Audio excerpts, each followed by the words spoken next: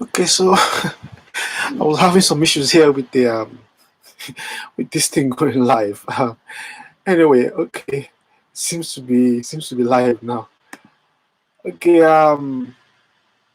so instead of writing these things down at my meditations page of my website, um, as I've been doing for some years now, I'm trying to begin recording via media. So, and that's part of I'm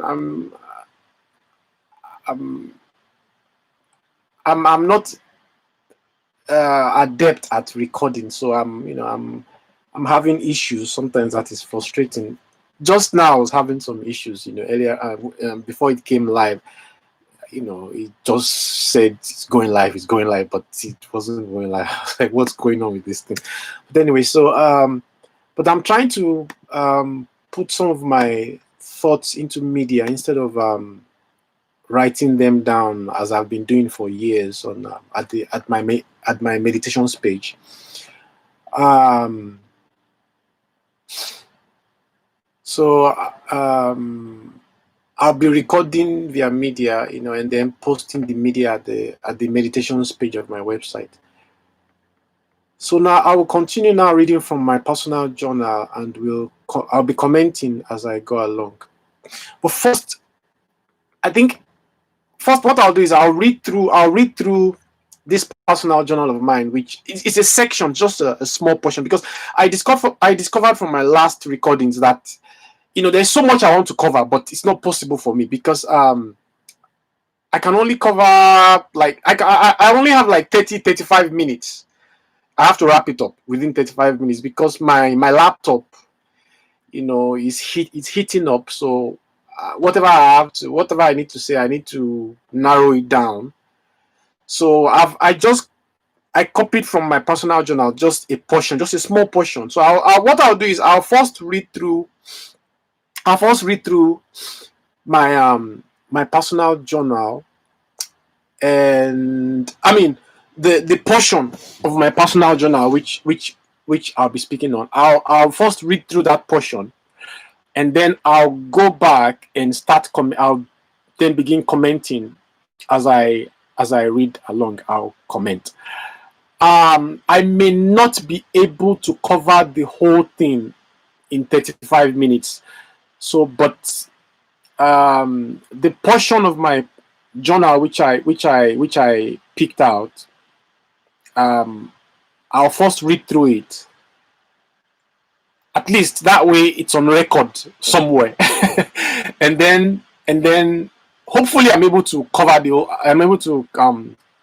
whole thing and comment on various parts that I feel I need to comment on. So let me just quickly read through it first. That we are in His likeness, that God made us in His likeness. This is like parent-toddler relationship. Quote, sons of God, end of quote, means that His Spirit is with us and that we are linked and joined to our Maker. That is what the term sons of God means.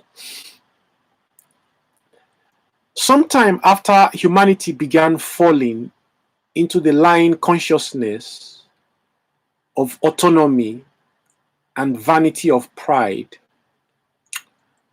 Adam and children began communicating. In other words, the children of Adam and his children began communicating these realities. For example, by animal sacrifice. Genesis 3 verse 21. Everything is for God's praise. He is the maker of all, so it is all for His praise, including our emptiness. So how can He not be for us? The reality is that we are living on His account. Let Him cover every need to His praise, to His glory. Physical clothing began as a symbol, expression for internal experience. I put in parentheses here. In parentheses, I put in the spirit. Internal experience in the spirit. Initially, there was no fear about our nakedness or trying to cover our deficiencies apart from our source and simple assurance in Him.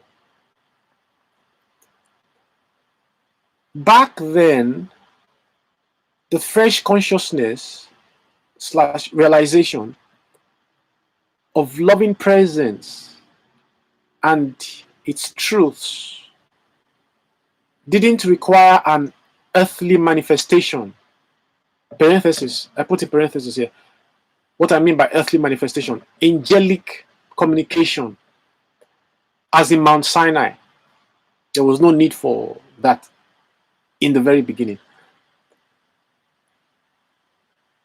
That love's care to His praise is the opposite of how we began falling for the earthly spirit, self-based life in Genesis 3. This opposite is how we have dominion over earthly spirits, the animal spirits. In Genesis 2, you see God saying that He has created humanity to have dominion over the animals.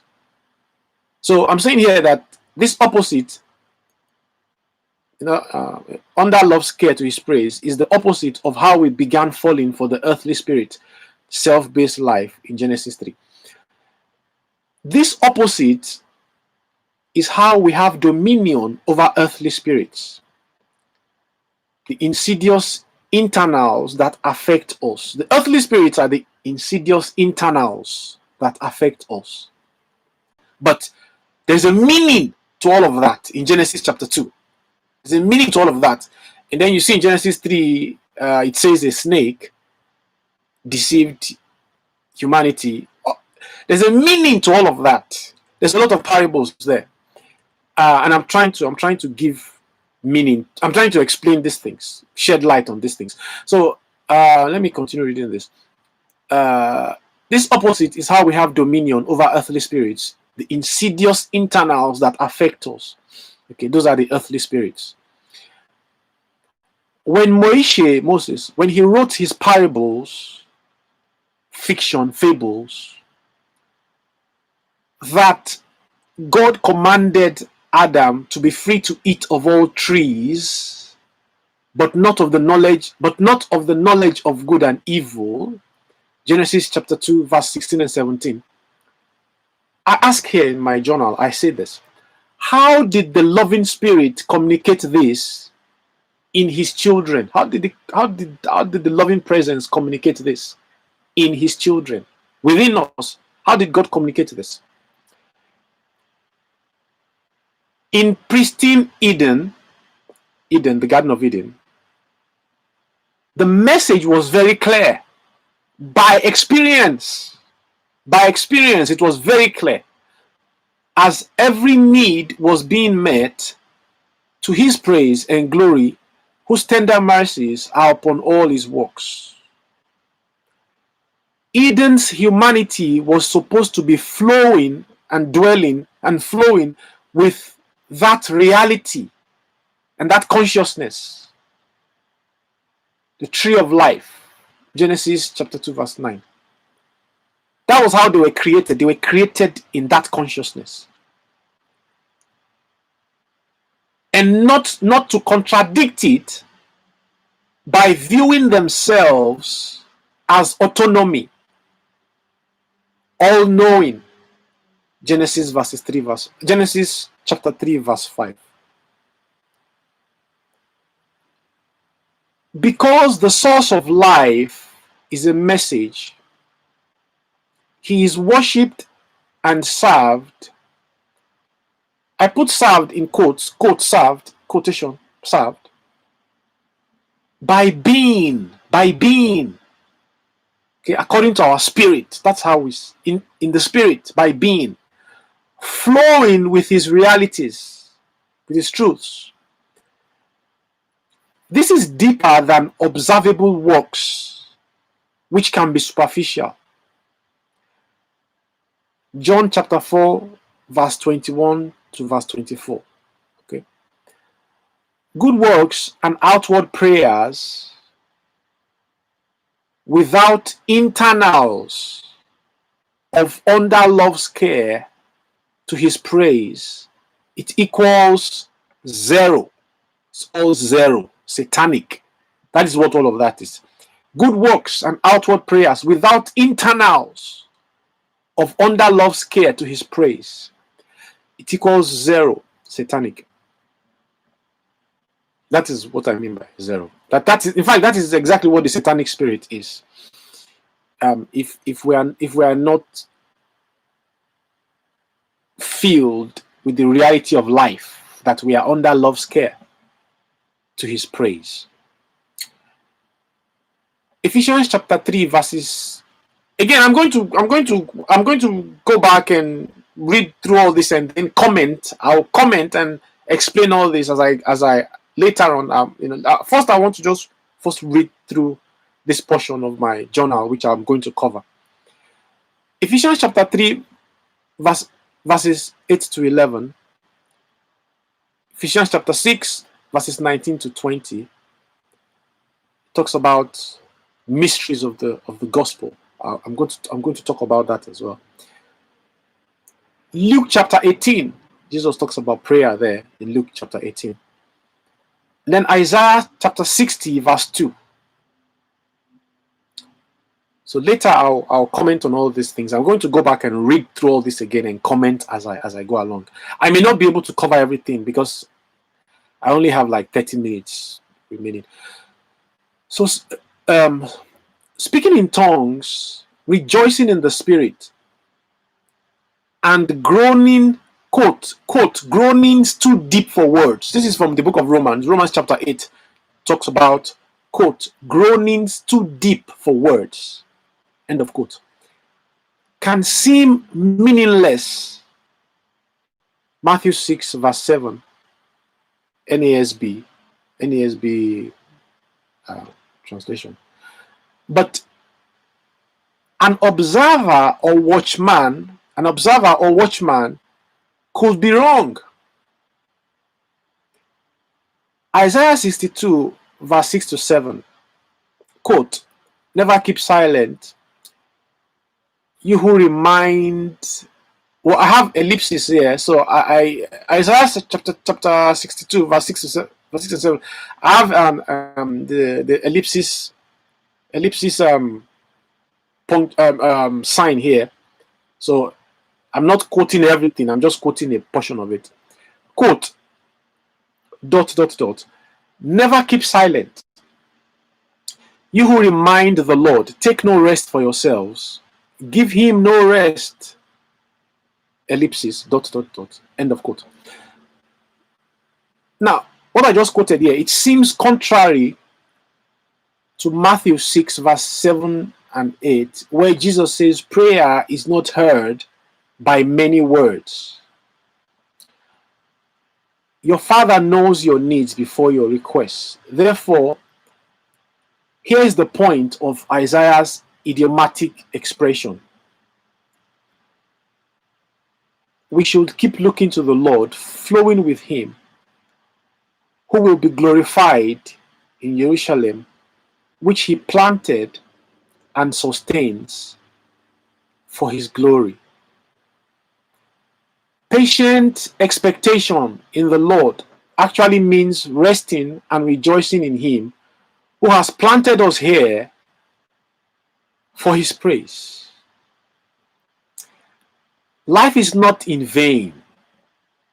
Life is not in vain. In scripture, expressions such as, quote, and the Lord remembered, end of quote, has different meaning compared to our normal usage in human language or in human cultures. Another scriptural expression that can be confusing is this, quote, seek the Lord, End of quote.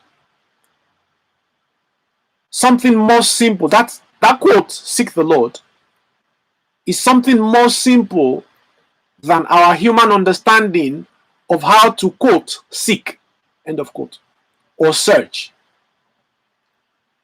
According to the scripture, the understanding is different than how we understand the phrase seek the Lord, as though we are searching for him. But what I'm saying here is that in the biblical understanding of seek the Lord, it's actually much different from how we understand it in human language. It's far more simple than what we think. Seeking, searching, or what it means to quote, seek the Lord, end of quote. NKJV, New King James Version. Romans chapter 9, verse 32. Romans chapter 10, verses 3 to 8.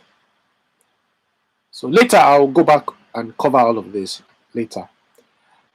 So whether we realize it or not, everyone, including atheists, are always praying. Everybody is always praying, including atheists.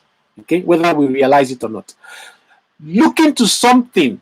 Everybody's looking to something. Everybody's trusting in something. And that's what prayer is. Okay. Maybe self. People always, let me read that again. Whether we realize it or not, everyone, including atheists, are always praying. Looking to something. Maybe self and the nakedness all around. The deficiencies in the world. Okay. Abide in my love. Abide in my love. That's a consciousness. Boast in the Lord. Boast in the Lord. When was the first time that God said, I put said here in quotes, quote, said, quote. When was the first time that God said, in quotations, said, I will never leave you nor forsake you? How? How did God say it? How did he say it? It was not in the limitations of human language. So you go to Genesis chapter 2 verse 7. Genesis 2 verse 7. This is in the very beginning. God breathed. He breathed into us the breath of life. So I'm explaining here that's my explanation there as to how did God say, I will never leave you nor forsake you. When was the first time that God ever said it? And how did he say it? Genesis 2 verse 7. God breathed. He made clay. And then he breathed into it the breath of life. That's the answer. So let me continue reading this. Again, I'm going to go back and give explanation to all these things I'm reading. Rejoice in the Lord always. Again, I say rejoice. Let your gentleness be known to all men. Let your moderation, let it be known to all. Because the Lord is with you. Because the Lord is with you and for you. Be anxious for nothing, but in everything, by releasing it to God. That's what prayer is. By releasing it to God, by prayer. With thanksgiving. That is how you make your request known to God. You make your request known to God by thanksgiving. By releasing issues to God. Communicating with God via human language can be superficial and it can be deceitful. The real means of communicating with the Spirit is by our being.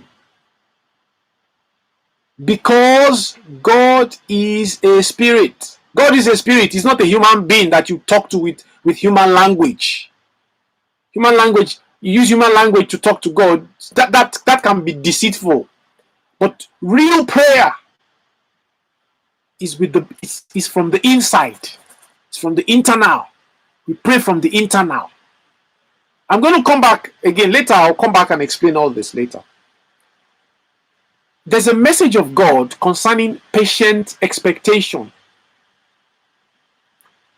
lest we dwell in false hope of quick fix or perfectionism and set ourselves up for disappointment and disillusion.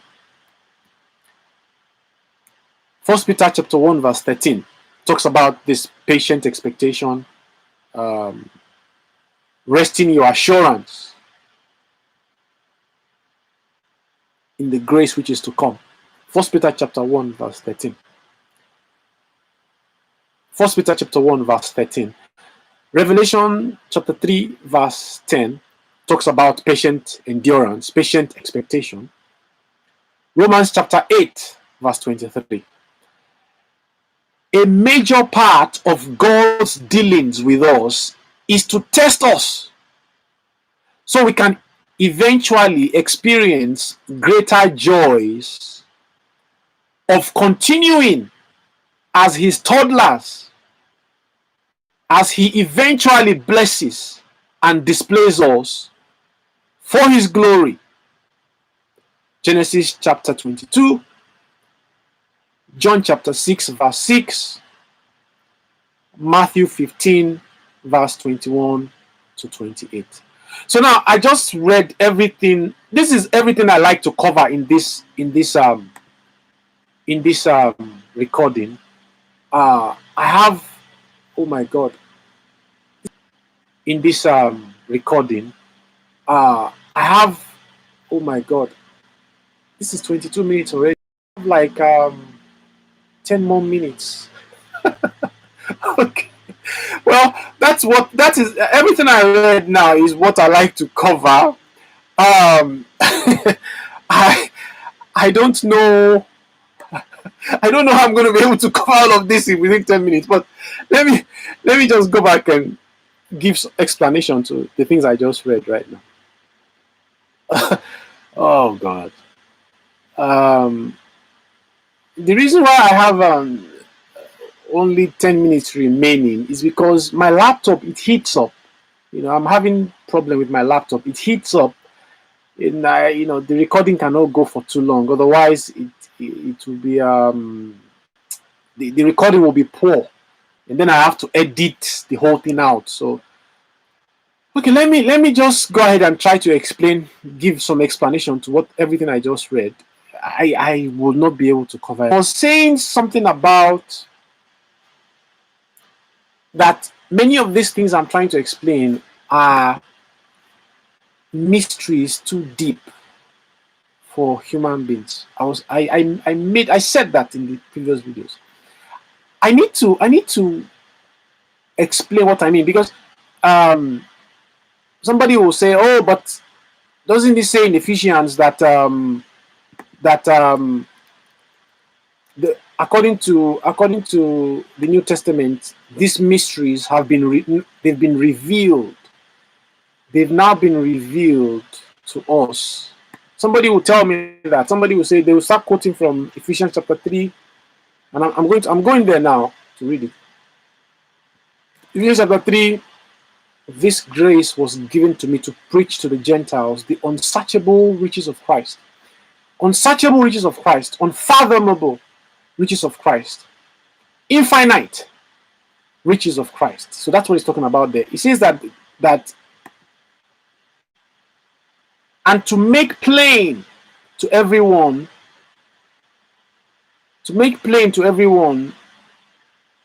this mystery which has been hidden for ages, in the ages past, in God, who created all things, to make all see this mystery now, which from the beginning of the ages was hidden in God, has been hidden in God, who created all things through Christ.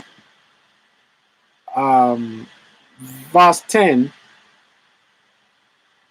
his intent was that now, through the church, the manifold wisdom of God should be made known to the spiritual powers, the principalities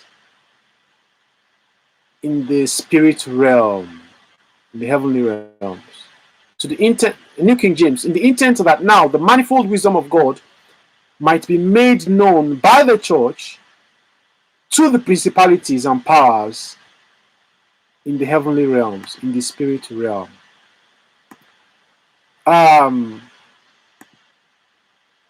So someone will say that, okay, that this mystery, according to the New Testament, that when it says mystery, that God has revealed all this to us.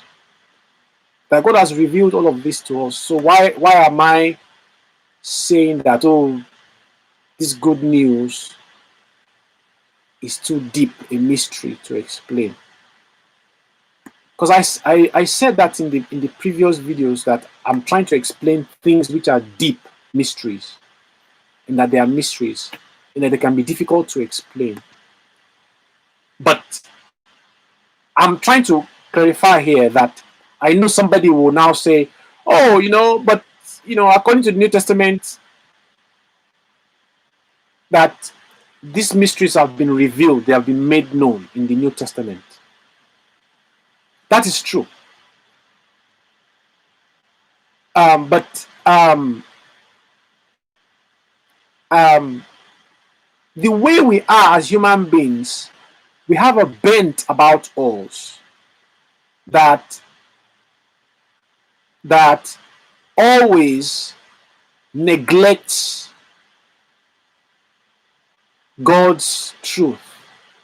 And that is why these things then remain a mystery, even after God has revealed these things. So I'm trying to explain here. Why these things are a mystery, even though they have been made clear in the New Testament. By the way, if you go to the book of Hebrews chapter 4, it says in the Hebrews chapter 4 that those who are under Moses, under Moshe, that they heard the good news. They heard the gospel, but that the message they heard was not mixed in them, was not mixed with faith in them who heard it.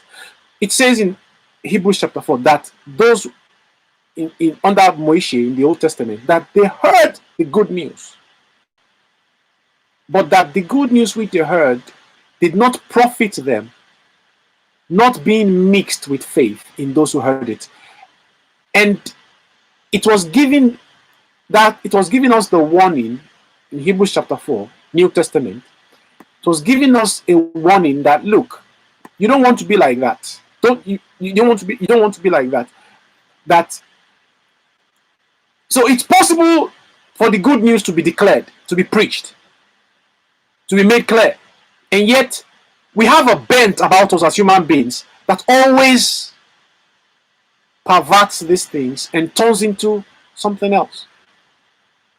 Our existence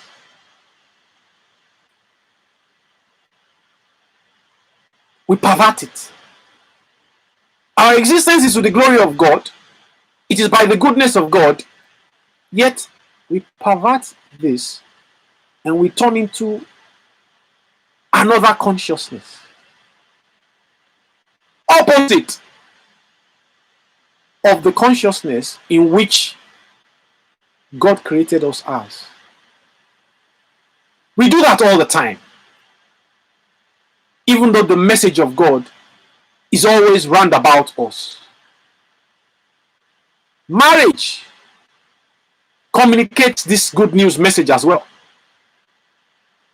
The parent-toddler relationship communicates the good news as well. There are many things in which God has designed, and those things, they communicate the good news of God, of life, what life is all about.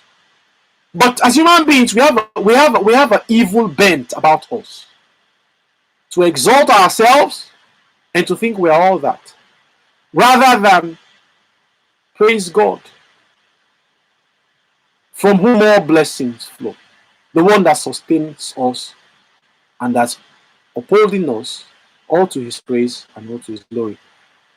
So the good news then becomes a mystery because of our evil bent, and it's like that.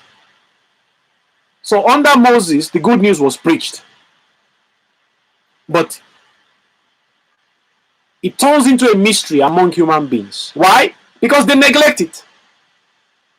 They are seeking for the opposite, which is what? To exalt self, to exalt humanity, rather than give glory and praise to God who is blessing us. So the good news of God is always with us, but it always is a mystery because of our wickedness. Not only that, also there's a weakness about us. We are weak. There's a spiritual weakness. Weakness as in comparison to God. God himself is the good news. And God is a spirit, he's not physical. In comparison to God, we are weak. We are children. So that also adds to the mystery of life. The good news. God himself is the good news of life. Okay?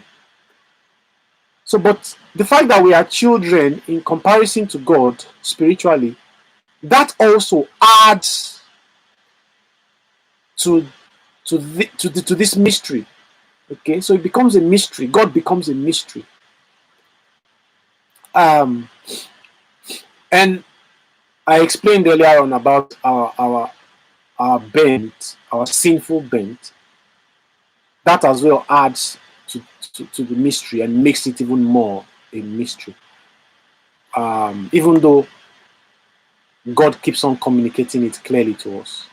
So I just needed to clarify that, because somebody will say, oh, under the New Testament, when it says mystery, that this is revealed, that it has been revealed. Yes, that's true. It has been revealed. But in Luke chapter 18, for instance, if you go to Luke chapter 18,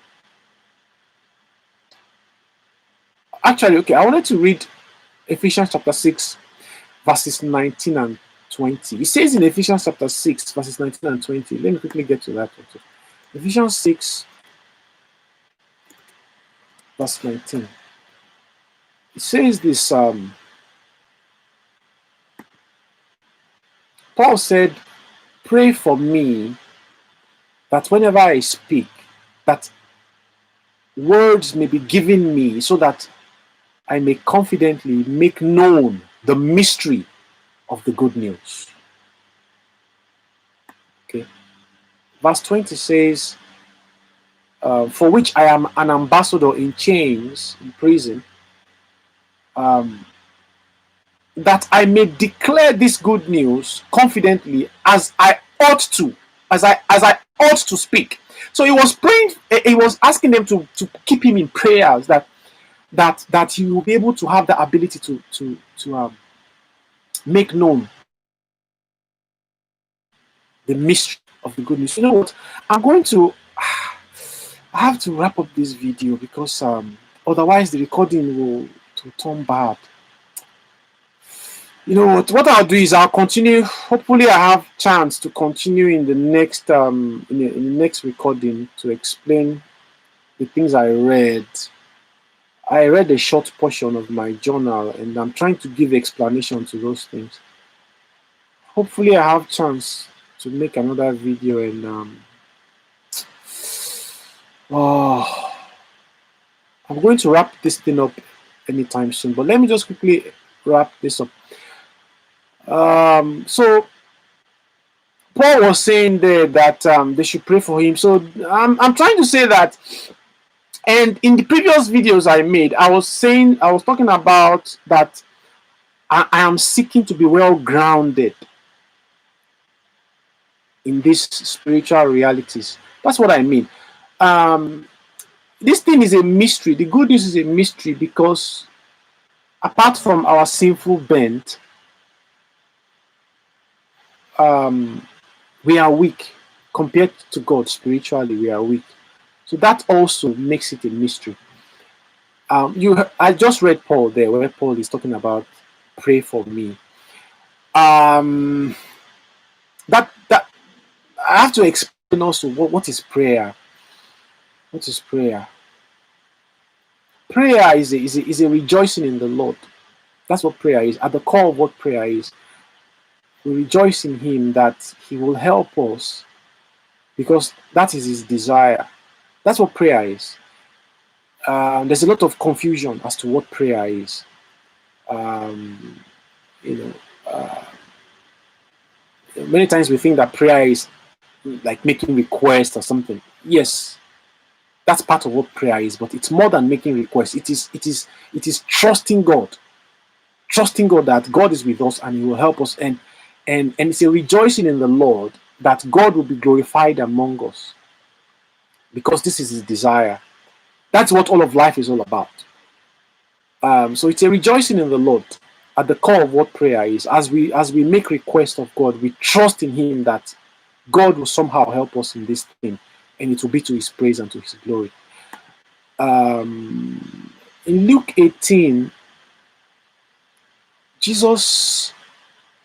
Okay, I'm trying to again explain when I say mystery, that these things are deep mysteries. Why I say it that way, even though God is always revealing this truth to us, and therefore it shouldn't really be a mystery. But as I'm trying to explain, on one hand, it is not a mystery because God is revealing these things to us. But on the other hand, it is a mystery. That's what I'm trying to explain here. And those two statements in the scriptures can seem contradictory. So I'm trying to explain that, why it is like that. Now, in Luke chapter 18. Is it 18 or chapter 8? No, chapter 18. He told the parable there that they should be men of prayer.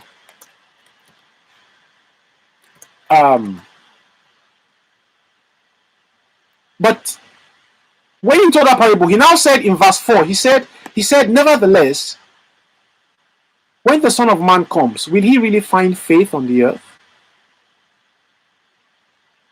Jesus said this. He said, nevertheless, when the Son of Man comes, will He really find faith on the earth? He was telling the disciples, His own children, that they should be men of prayer.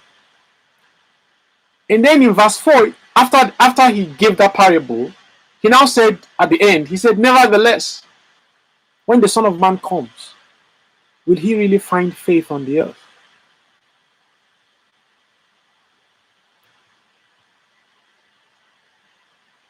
What Jesus is saying there is that, and you can see it today, we don't we really don't have faith. There's a lot of so-called Christians, there's a lot of so-called churches all over the whole place. But I'm telling you, what Jesus said in Luke chapter 18 is very right and very correct. Jesus said this, that nevertheless, when the Son of Man comes, will He... I'm saying this because you look at, someone can look around and say, oh, but there are a lot of Christians and there are a lot of churches. So what do you mean? You mean all of these are deceived? Yes, that's what Jesus said. Jesus said that, nevertheless, when the Son of Man comes, will He really find faith on the earth? And again, Jesus, why would Jesus say that? Well, He knows what He's talking about. He knows what He's talking about. Many Christians, many churches think that they have Christian